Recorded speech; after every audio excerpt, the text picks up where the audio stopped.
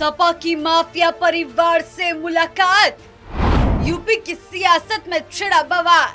नमस्कार, रूबरू देख रहे हैं, मैं हूं आपके साथ शिवानी रति। उत्तर प्रदेश की राजनीति में एक बार फिर से माफिया और बाहुबली नेटवर्क, राजनीतिक दलों की कार्यप्रणाली, प्रशासनिक सख्ती और पारिवारिक दुर्घटनाओं को लेकर माहौल गर्म हो गया है। हाल ही में सिराथू विधानसभा सीट से समाजवादी पार्टी के विधायक और अपना दल कमेरावादी की नेता पल्लवी पटेल द्वारा माफिया अतीक अहमद के परिवार से मुलाकात किए जाने के बाद सूबे के सियासत में भूचाल आ गया है। इस पूरी घटना के केंद्र में दिवंगत माफिया अतीक अहमद के छोटे बेटे अबान अहमद की सड़क हादसे में हुई दर्दनाक मौत है और उसके बाद हुए अंतिम संस्कार यानी कि जनाजे के दौरान के भावुक और कानूनी पहलू, अतीक अशरफ के अवैध साम्राज्य पर प्रशासन द्वारा लगातार कसे जा रहे शिकंजे और प्रतापगढ़ टोल प्लाजा पर उमर अहमद के काफिले की दबंगई जैसे गंभीर और महत्वपूर्ण मुद्दे शामिल हैं, जो उत्तर प्रदेश की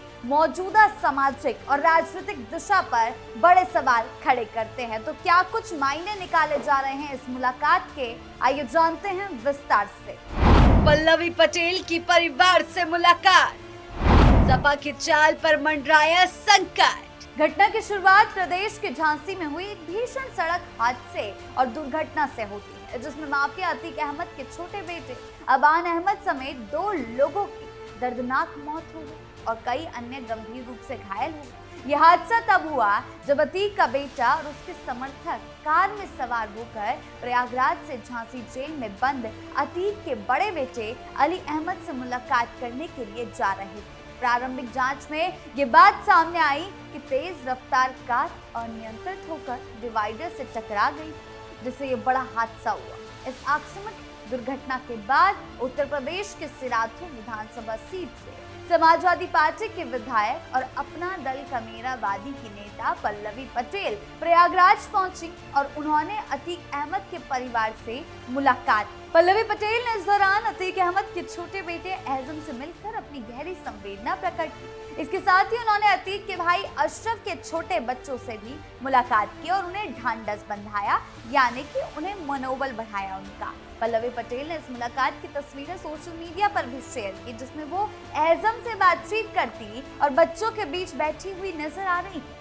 इस मुलाकात को लेकर सोशल मीडिया पर एक पोस्ट साझा करते हुए पल्लवी पटेल ने लिखा कि पूर्व सांसद मरहूम अतीक अहमद के छोटे बेटे अबान अहमद की सड़क दुर्घटना में निधन के उपरांत उनके परिजनों से मिलकर उन्होंने शोक संवेदना व्यक्त की है। उन्होंने तथागत गौतम बुद्ध से प्रार्थना की कि दिवंगत आत्मा को शांति प्रदान करे और शोकाकुल परिवार को इस पर अपार दुख को सहने की शक्ति दे। हालांकि इस मुलाकात के बाद से ही राजनीतिक गलियारों में चर्चाओं का बाजार गर्म हो गया है।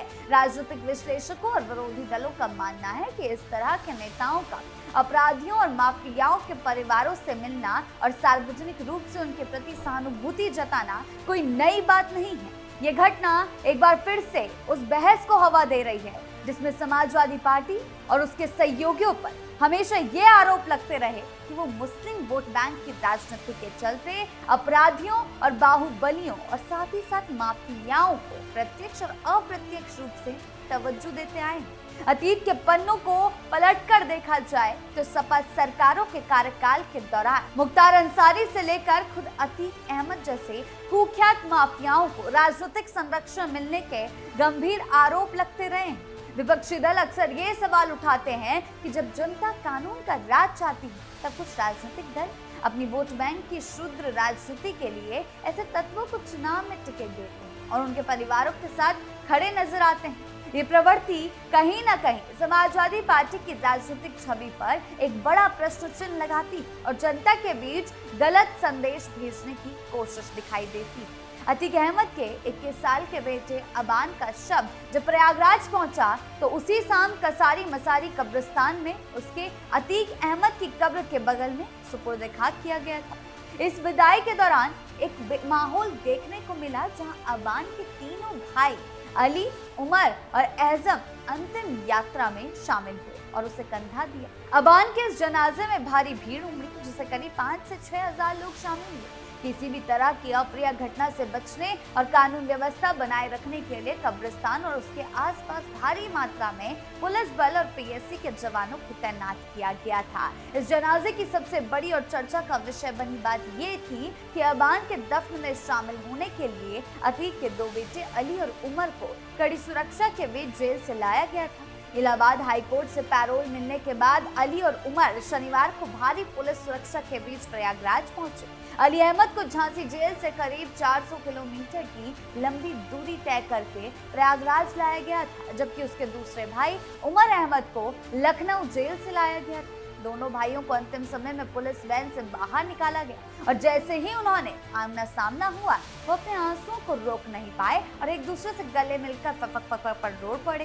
ये पूरा दृश्य प्रशासनिक और पुलिस बल की सख्त निगरानी में संपन्न हुआ, जो ये दिखाने के लिए काफी था कि भले ही परिवार के कुछ सदस्य जेल की सलाखों के पीछे हैं, लेकिन इस परिवार का प्रभाव और सुर्खियों में बने रहने का सिलसिला अभी भी थमा नहीं है। और इसी के बीच समाजवादी पार्टी के नेताओं का इनसे मिलना कई सुगबुगाहटों को जन्म दे रहा है और साफ तौर पर दिखा रहा है कि सपा नेताओं में समाजवादी पार्टी के गुट में किस तरह से माफियाओं को और ज्यादा तवज्जो दी जा रही है। चाहे आजम खान के जेल में बंद रहने की बात हो या फिर अतीक अहमद के परिवार से मिलने की, समाजवादी पार्टी का ये नैरेटिव जनता के सामने साफ तौर पर उभर कर सामने आ रहा है। माफिया साम्राज्य पर शिकंजा, सियासत में फिर उठे सवाल। उत्तर प्रदेश में मुख्यमंत्री योगी आदित्यनाथ के नेतृत्व में भारतीय जनता पार्टी की सरकार बनने के बाद से ही अपराधियों, माफियाओं और बाहुबली नेताओं के खिलाफ जीरो टॉलरेंस की नीति पर काम किया जा रहा है। सरकार का साफ संदेश है कि राज्य में संगठित अपराध,